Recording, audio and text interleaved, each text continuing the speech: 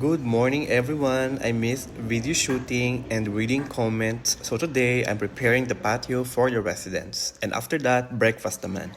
Filipino style with skinless longganisa, oatmeal and eggs. Mas gusto ko na niluluto ko siya sa sarili niyong oil para less calories yung isi-serve ko sa residents.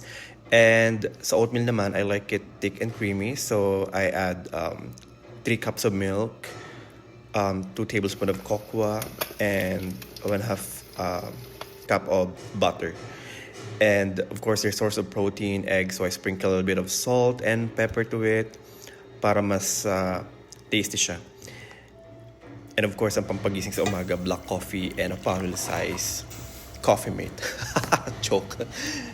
And of course, a slice of fruit on top of the oatmeal para mas appetizing tingnan. And ayan, ready na ang kanilang breakfast. Thank you guys for watching. Susunod naman na pagluto ko.